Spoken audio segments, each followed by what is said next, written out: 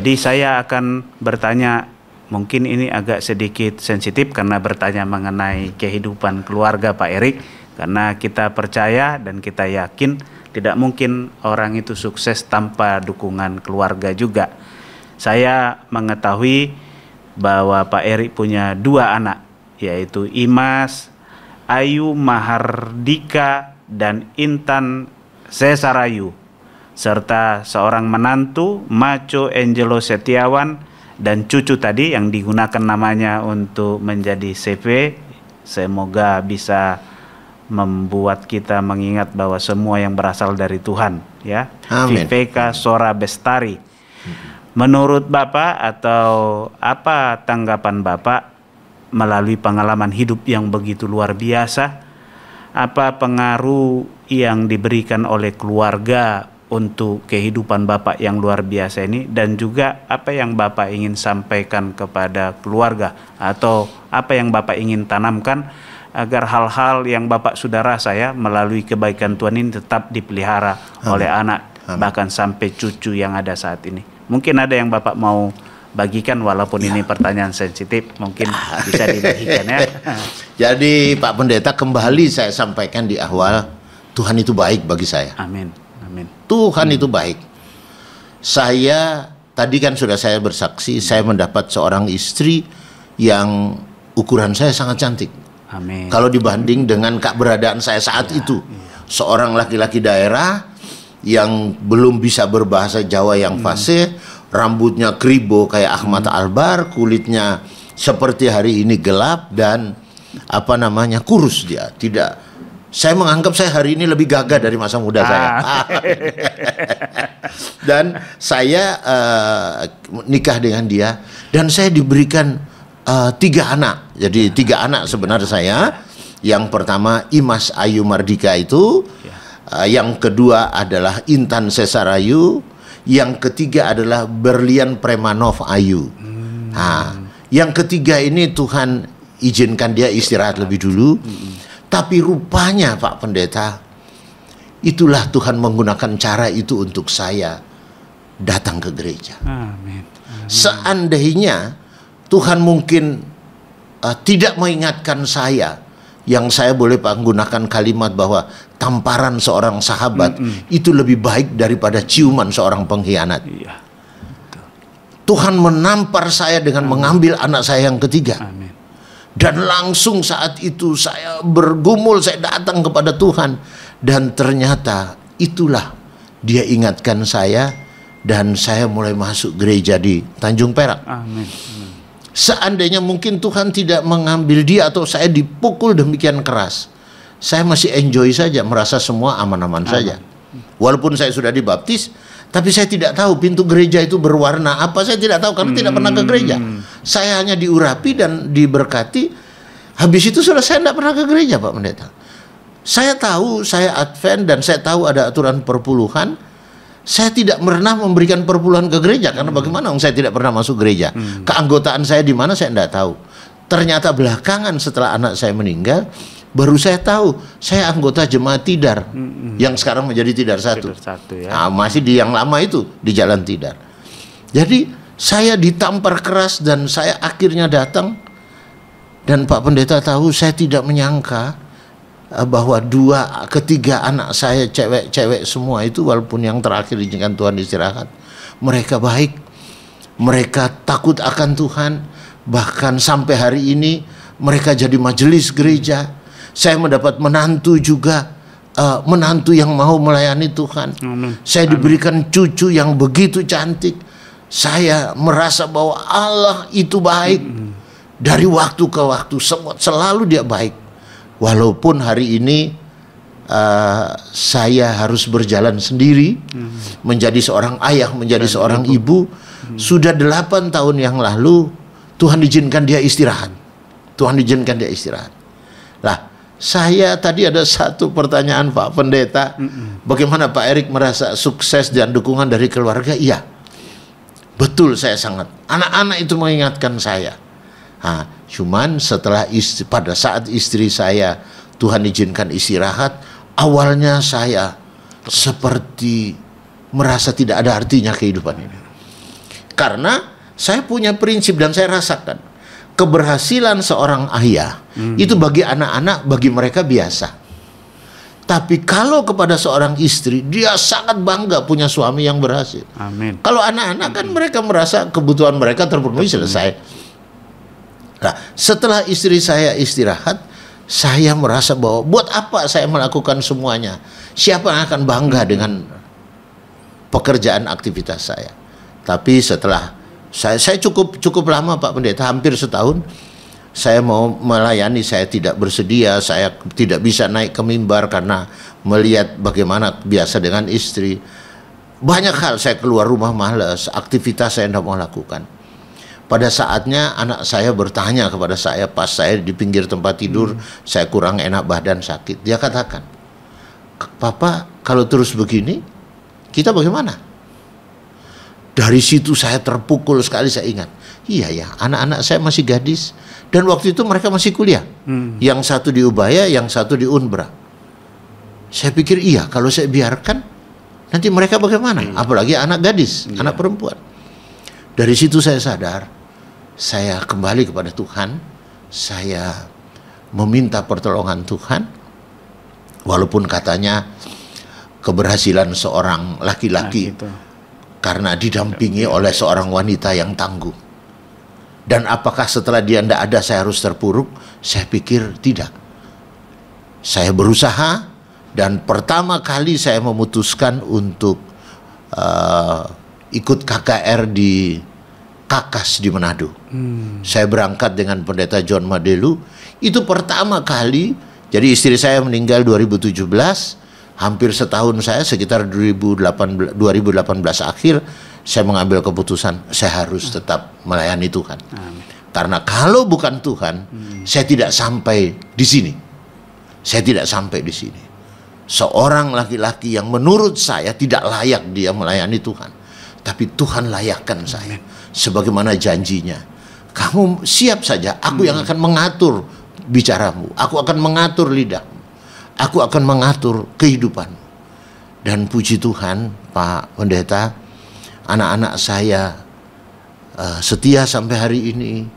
Cucu saya juga, dia sudah belajar bisa menyanyi, memuliakan Tuhan.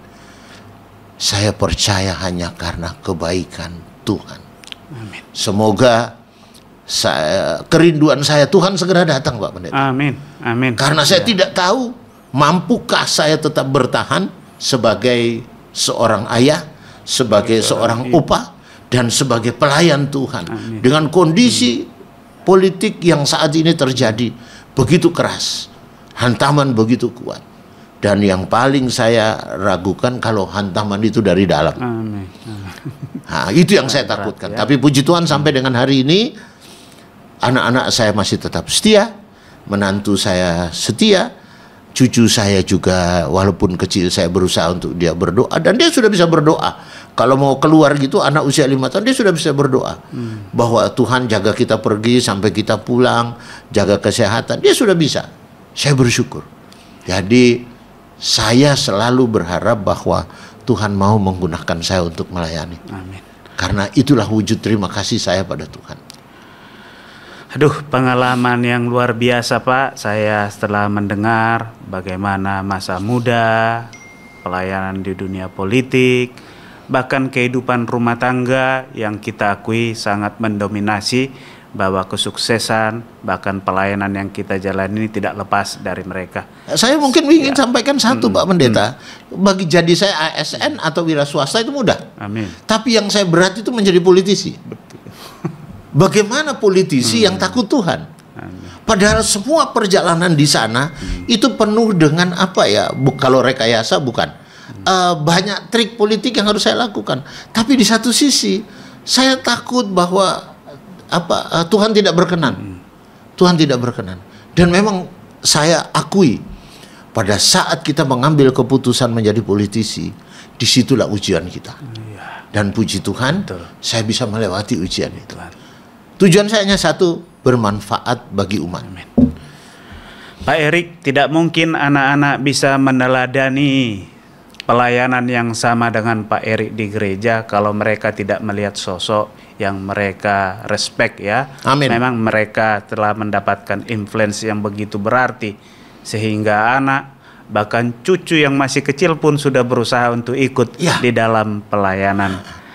Mungkin kami akan bertanya, ini juga adalah menjadi bagian inti dari podcast kita hari ini, bagaimana pengalaman dan pelayanan Pak Erik sebagai anggota biasa yang kita sudah sadari bahwa Tuhan telah memilih, bahkan lewat apapun yang kita miliki ya, bahkan karir atau pekerjaan apapun, tetapi Pak Erik bisa memberikan influence bagaimana Tuhan telah menggunakan kita agar kita selalu menjadi berkat dimanapun kita berada.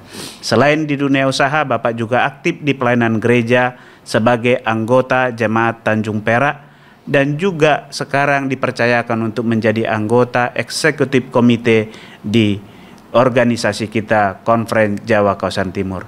Apa yang mendorong Bapak untuk tetap melayani padahal begitu sibuk? Sebenarnya pelayanan ini secara materi tidak menghasilkan apa-apa, malah kerugian, tetapi Bapak masih tetap mau melayani. Lalu apa pengalaman rohani yang Bapak mau bagikan kepada kita yang mendengarkan podcast ini, sehingga Bapak percaya dan Bapak rindu pelayanan yang ditekuni ini pun memberikan influence yang sama kepada yang lain. Mungkin ada yang Bapak mau bagikan atau share pada. Baik Pak Pendeta, saya pikir sekilas clue-nya sudah saya sampaikan di depan dari tadi. Betul. Bahwa Tuhan itu baik. Amin. Tuhan itu baik. Tidak layak saya sebenarnya ada di tempat ini. Tidak layak saya menjadi anggota jemaat. Tidak layak saya menjadi ekskom bagi saya. Tapi Tuhan layakkan saya. Kalau saya mengatakan bagaimana kesaksian pelayanan saya tidak mampu menulis begitu banyak keajaiban terjadi. Pak Pendeta, saya sampaikan, orang melihat saya hari ini seperti ini. Wah, tapi Pak Pendeta tahu, saya pernah beras itu saya beli kiloan. Waduh, ya. Pernah. Dan itu bukan waktu saya dulu. Enggak, kondisi hari ini. Kondisi hari ini. Pernah saya itu karena tidak punya uang, kehabisan beras, kita beli 1 kilo ke tetangga yang toko itu. Dan itu baru terjadi aja beberapa saat yang lalu. Saya tidak mampu menjelaskan keajaiban itu dalam rumah tangga saya. Saya diminta melayani ke sebuah daerah yang perjalanan itu misalnya ke Malang, itu PP kan itu pasti butuh bensin, butuh etol kan. Dan saya punya komitmen kalau saya melayani saya tidak akan menerima apa-apa. Jangankan di sini, saya KKR ke luar Jawa pun saya sudah, karena itu komitmen rasa terima kasih saya. Betul. Tapi Pak Pendeta, saya misalnya diskedulkan 2 minggu lagi. Saya pikir gimana, ini bensin nanti gimana, ini tol gimana. Tiba-tiba Tuhan kasih cara. Ada orang mengundang saya, ayo Pak Erik datang, kita makan. Loh, begitu habis makan, dia amplopi saya sejumlah uang yang bisa saya gunakan pergi melayani. Amin. Dan itu bukan sekali Pak Pendeta. Amin. Berkali-kali. Karena saya komitmen, saya tidak akan tolak permintaan pelayanan itu. Di mana saja di Jawa Timur ini. Saya kalau ingat itu, orang melihat saya mantan DPR, punya perusahaan. Tapi kan saya punya banyak tanggungan juga yang harus saya lakukan. Betul, betul. Lah kalau saya diminta melayani, saya pas bingung. Dan saya pernah melayani di suatu tempat. Saya pulang itu, karena mungkin dia tahu saya sudah bukan DPR, saya diamplopi Pak Pendeta. Saya menangis, saya terima, saya dalam mobil, tapi saya belum keluar dari halaman gereja itu. Habis itu saya berdoa, Tuhan mohon ampun saya masuk lagi ke gereja itu, saya masukkan di dalam persembahan. Tuh Pak Erik jangan, enggak. Karena saya sudah komitmen dengan Tuhan, terlalu baik dia pada saya. Amin. Tidak ada harganya. Saya tetap berkomitmen dan sampai hari ini. Kalau dikatakan tadi apa yang saya dapat, saya tadi sampaikan, tidak mampu saya tulis. Tidak mampu saya tulis. Mobil rusak. Ini saya sampaikan, tapi ini kesaksian pergumulan saya. Mobil saya harus diperbaiki. Atau mobil saya harus bayar pajak. Uang itu tidak ada Pak Pendeta. Loh kok pada saatnya saya harus bayar pajak? Ada berkat yang saya terima. Amin. Amin. Jadi saya tidak mampu mengatakan itu. Tidak mampu mengatakan bahwa seberapa banyak. Betul dikatakan, apabila laut dijadikan tinta dan langit itu jadi kertas. Saya tidak menjadi kertas. Tidak mampu saya tulis, Pak Pendeta. Saking banyaknya. Saking banyaknya. Padahal di satu sisi pada saat saya sedang terpuruk, ada orang telepon saya, Pak Erik tolong dibantu anak saya begini. Saya sendiri sedang bergumul dengan persoalan saya. Tapi anehnya, lucunya Tuhan kita, saya dikasih cara untuk membantu anak itu, Pak Pendeta. Tapi Tuhan belum menjawab pergumulan saya. Dan ternyata dia jawab itu setelah dia menjawab yang permintaan orang itu. Aneh kan Pak Pendeta? Begitu banyak kesaksian yang saya tidak tahu seberapa banyak. Mungkin tidak banyak orang mengalami seperti saya. Tidak banyak. Jadi saat saya dikeluhkan orang, karena mungkin dia pikir saya pasti bisa. Saya pasti bisa. Saya berdoa, Tuhan, bagaimana? Saya bisa bantu dia, tapi persoalan saya belum terjawab. Dan ternyata Tuhan jawab itu pada saat yang tidak saya duga. Saya tambahkan satu kesaksian. Saya dapat pekerjaan proyek. Dan nilainya besar. Kurang lebih sekitar ada 1 miliar.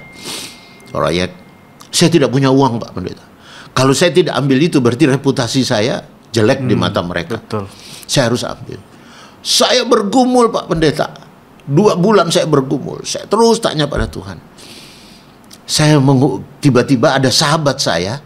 Dia datang ke Surabaya. Sahabat kecil saya, kita SMP sama-sama. Dia tinggal di Jakarta. Dia seorang pengusaha besar. Dia datang karena kakaknya sakit dan sampai meninggal. Tapi setiap hari kita berdiskusi. Saya datang nemani dia karena sahabat baik. Saya cerita keadaan saya. Loh gitu kok gak ngomong aku? Ya sudah, kalau begitu nanti anakku tak suruh hubungan sama anakmu kerja bareng. Harapan saya, dia hanya membantu saya untuk sedikit modal. Saya bilang, tolong aku dibantu biar aku jalan. Pak Pendeta tahu apa yang terjadi? Tuhan jawab itu melebihi yang saya pikirkan. Amin. Amin. Ternyata dia bilang, semua proyekmu aku yang biayai. Kamu tidak usah utang ke saya, tapi nanti kamu harus terbuka manajemen dengan anak saya. Nanti bagi keuntungan lah, tapi modalnya saya. Pak Pendeta, Tuhan jawab lebih dari itu. Amin. Amin. Saya berharap dia hanya membantu saya agar proyek itu jalan, karena saya kebetulan terpuruk. Terpuruk itu karena memang ada persoalan anggaran pemerintah kota. Tuhan jawab lebih daripada yang saya minta. Amin. Bukan dia mau ikut urun, tapi dia bilang, saya modali semua perusahaanmu, keuntungannya silahkan diatur dengan anak saya. Jadi anak saya dan anak dia ketemu. Saya tidak mampu menjelaskan. Ada banyak hal. Yang mujizat tadi, saya dalam keadaan terpuruk. Saya sedang menangis. Ini kejadian Pak Pendeta. Saya sedang menangis di kamar siang hari, anak-anak sudah berangkat kerja. Tuhan tolong saya. Pada saat yang sama ada telepon, Pak Erik tolong, kalau bukan Pak Erik siapa? Tuhan bisa jawab itu. Pada saat saya minta pertolongan, Tuhan jawab itu. Jadi kalau saya melayani sampai hari ini, hanya bagian daripada saya ingin membalas kebaikan Tuhan. Amin. Jadi jangan pernah takut, jangan pernah gentar. Datang kepada dia, dia akan menjawab semua. Saya tidak tahu sampai kapan saya akan digunakan oleh Tuhan sebagai ekskomta, sebagai majelista. Saya tidak tahu. Tapi saya selalu berdoa, Tuhan, gunakan saya sebisamu. Saya tidak mampu Pak Pendeta menjawab satu persatu. Karena ribuan, bahkan mungkin jutaan kebaikan Tuhan pada saya dan keluarga. Tapi saya kasih 2 pengalaman yang besar itu, bahwa kalau kita mau setia dengan dia, dia akan membawa kita ke tempat yang baik. Bayangkan pada saat anak saya harus bekerja, dia datang ke anggota jemaat kita. Itu keluarga Sianturi. Dia, karena mereka punya pabrik bahan, ditawari oleh Bang Togut kepada anak saya, kamu butuh apa aja ambil, bayar belakangan. Kalau bukan karena kebaikan Tuhan. Amin, amin. Padahal anak saya datang ke dia, bicara, dia cek, sudah, kamu jangan pikiri bayarnya, nanti bayarnya nanti. Jadi anak saya sekarang, perusahaan kita berjalan yang di luar nalar kemampuan kita. Jadi kadang-kadang anak saya berkata kepada saya, Papa harus tetap sehat ya, dia bilang gitu. Karena banyak orang butuh Papa. Padahal saya sendiri sedang bergumul dengan Tuhan. Sebagai seorang ayah, sebagai seorang ibu, sebagai upah bagi cucu saya. Saya ingin pada saat Tuhan izinkan saya tutup mata, mereka tidak keleleran. Mereka dilindungi Tuhan. Jadi saya bilang pada mereka, jangan lupa selama kalian ditugasi menjadi majelis, terima itu. Menjadi pelayan, terima itu. Karena kebaikan Tuhan bagi Papa tidak bisa Papa nilai. Itu Pak Pendeta. Aduh, luar biasa pengalamannya. Bahkan dalam pelayanan pun begitu banyak mujizat yang Bapak alami. Kan saya naik Mazda CX-5, tapi saya tidak punya beras di rumah. Dan saya bilang anak saya, beli dulu 1 kilo. 2 hari kemudian beras itu belum habis. Ada pekerjaan yang saya ditawari dan saya kerjakan, ada hasil Pak Pendeta. Tapi itu bukan sekali dalam kehidupan saya, berkali-kali Pak Pendeta. Sampai saya bilang pada Tuhan, kenapa Tuhan kok sudah cukup yang kemarin, kok masih dicoba lagi saya? Dan itu hampir setiap tahun ada saja Tuhan menguji saya. Saya tidak punya kata-kata lagi Pak Pendeta yang mengatakan bahwa ujian itu kok nggak berhenti pada saya. Kan dia waktu istri saya meninggalkan, saya bilang, Tuhan, saya kurang apa melayani Engkau? Kurang apa Tuhan? Kenapa istri? Tapi ternyata dia punya rencana lain.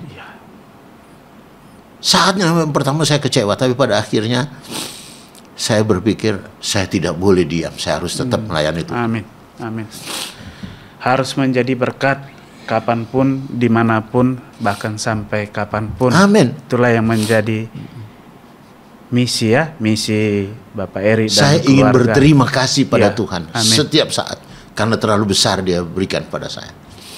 Mendengar pengalaman Pak Elik, saya jadi teringat akan satu raja yang pernah dipilih oleh Tuhan di kitab Mazmur, namanya Raja Daud. Bagaimana dia pernah berteriak pada waktu dia memasuki sebuah goa, namanya Goa Adulam. Dia berpikir bahwa Tuhan akan menyelamatkan dia. Dia berteriak karena dia merasa dia orang yang dipilih. Bahkan Tuhan sudah menunjukkan bagaimana dia menaklukkan Goliat. Tetapi di satu sisi pada waktu dia berteriak, dia berpikir bahwa Tuhan sudah meninggalkan dia. Ternyata di dalam keadaan susah sekalipun, lemah sekalipun, bahkan di dalam pelarian pun, sehingga pengalaman Raja Daud ini menjadi terapi Goa Adulam bagi umat-umat Tuhan. Terkadang Tuhan menggunakan kesusahan orang lain untuk menyadarkan kita bahwa kita adalah orang yang beruntung. Dan tidak ada rencana Tuhan untuk meninggalkan kita, tetapi Dia sedang mendidik kita agar kita menjadi manusia yang kuat dan tangguh. Doa anak-anak juga menjadi doa kita Pak Erik. Semoga Pak Erik selalu diberikan kesehatan dan umur agar dapat memberikan pelayanan yang lebih luas lagi. Mungkin bukan hanya di tingkat conference, tetapi bisa di tingkat yang lebih tinggi nanti lewat kepercayaan Tuhan. Mungkin untuk pemirsa yang mendengarkan podcast ini, ada mungkin di bagian terakhir yang Bapak ingin tekankan, memberikan pesan dan harapan kepada anak cucu kita, khususnya orang-orang muda, sehingga mereka dapat melihat motivasi ini mempengaruhi mereka jikalau mereka menghadapi masalah yang sama seperti yang Pak Erik telah rasakan, dan Pak Erik memilih untuk tetap percaya. Pada waktu kita percaya, iman itu bertumbuh dan Tuhan memberikan penjelasan yang tadinya mungkin kita pikir Tuhan telah meninggalkan kita. Ada yang Bapak ingin sampaikan kepada generasi muda yang ada di gereja kita saat ini? Monggo Pak Erik. Saya ingin menyampaikan pesan saya bahwa semoga apa yang saya alami tidak dialami oleh orang lain. Kenapa? Bahwa saya mau setia dan datang melayani, menerima Yesus sebagai Juru Selamat setelah saya ditampar keras, anak saya yang terakhir diambil Tuhan. Usahakanlah kita untuk selalu setia tanpa harus Tuhan tegur kita. Karena apa? Yakin dan percaya, tidak ada satu doa pun yang tidak Tuhan jawab. Amin. Amin. Walaupun dia jawab mungkin berbeda, tapi saya percaya setiap pergumulan apapun datang pada dia dan gunakan dia sebagai alat penyelamat kita. Karena tidak ada yang lain. Saya yakin dan saya percaya itu. Yang terakhir saya sampaikan bahwa pada saat kita menerima ujian atau apapun pergumulan, kalimat yang saya selalu gunakan bahwa bersyukurlah dalam segala hal. Amin. Walaupun terkadang itu pahit. Walaupun terkadang itu pahit. Pada saat sesulit apapun, terima kasih Tuhan. Terima kasih Tuhan, karena apa? Ada Dia tempat kita mengadu. Seandainya kita tidak percaya, kita tidak yakin, kita akan menjadi orang yang gundah, berjalan di tengah jalan, atau seperti orang gila yang tidak tahu mau kemana. Padahal kita punya Tuhan. Amin. Sesakit apapun, sepahit apapun, datang pada Dia dan sampaikan kondisi itu. Dia akan menjawab itu. Bicara dengan Tuhan tanpa harus ada batasan-batasan, tidak. Bicaralah seperti kita berbicara dengan sahabat kita, dengan orang tua kita. Dia pasti akan menjawab itu. Dia pasti akan menjawab itu. Dan mohon maaf kepada yang lain, siapapun, keyakinan iman kita, iman saya, Advent, bahwa peganglah itu dengan berbagai macam pergumulan, lewatilah itu, Tuhan akan menjawab. Amin. Tuhan akan menjawab itu.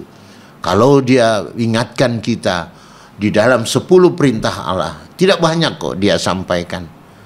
Ada 4 poin yang harus kita lakukan. Lakukanlah itu. Amin. Beribadahlah pada hari Sabat, setia pada Dia, lakukan semua takut akan Tuhan, maka tidak ada yang tidak mungkin. Apa yang tidak boleh kita lakukan, maka ikutilah itu. Maka tidak ada yang mustahil bagi Tuhan. Terima kasih saya kepada Tuhan hanya dengan berusaha untuk melayani. Anak muda, kalian kalau diberikan kepercayaan untuk melayani, terimalah itu dengan sukacita. Amin. Karena pada saat itu ada berkat yang Tuhan sediakan. Jangan berkata, saya tidak bisa. Jangan. Contoh kecil, pada saat kita ditawari, tolong doa makan, kita kadang tolak. Jangan aku. Padahal itulah kesempatan kita bicara dengan Tuhan. Amin. Karena tidak semua orang punya waktu bicara dengan Tuhan. Amin. Karena Tuhan kita itu baik dari waktu ke waktu. Tidak terasa Pak Erik bahwa semua pengalaman yang telah dibagikan sangat menginspirasi kami. Kami juga sebagai pendeta banyak mendapatkan motivasi, bahkan iman dan kepercayaan yang Bapak telah bagi lewat pengalaman ini bisa menginspirasi seluruh pemirsa yang mendengarkan podcast ini.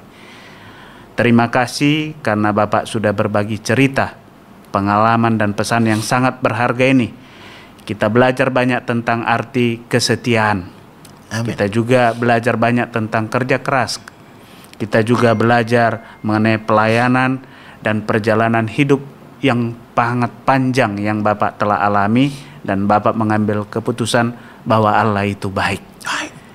Dan terima kasih juga untuk sahabat podcast yang sudah menyaksikan. Jangan lupa untuk mendukung, terus like dan share channel ini, berikan subscribe supaya kita tidak ketinggalan kisah-kisah inspiratif dari tokoh-tokoh gereja yang ada di Conference Jawa Kawasan Timur. Terima kasih saya dikasih kesempatan untuk berbagi. Sampai jumpa di episode selanjutnya. Tuhan memberkati. Amin. Terima kasih Pak Erik. Tuhan berkati. Amin.